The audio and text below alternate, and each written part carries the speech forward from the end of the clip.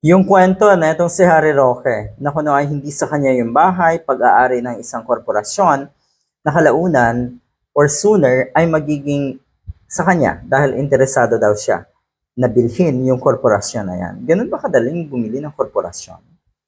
At tapos, isang politiko pa ang bibili. Parang mahirap.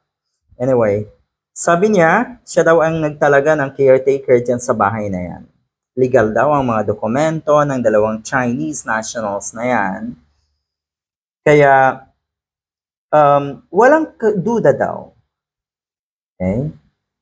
Tinanong nga kung ano daw yung trabaho nung Chinese na yon, yung dalawang nahuli nga na yon. Sabi ni Harry Roque, parang online IT or something, nomad, kung saan-saan daw napupunta. Pero tignan nyo naman kung gaano kalayo. May pogo ba dyan sa Benguet? Parang wala naman. Pero kung sila ay may connection dyan sa mga pogo dito sa Porac, magandang hideout yung napili na itong mga ito. At paano napunta doon sa hideout na yon?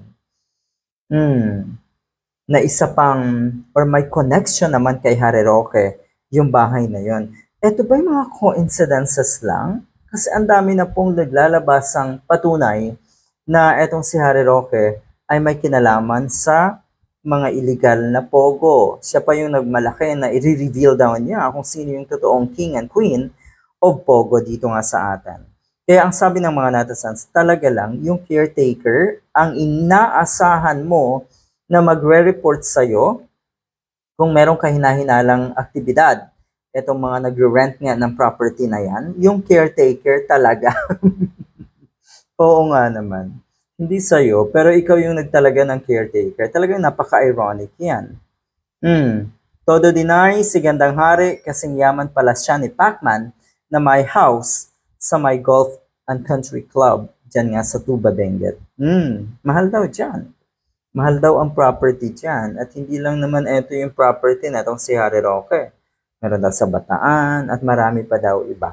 Talagang kasing yaman nga ni Pacman etong si Harry Roque. Ano nangyari yon?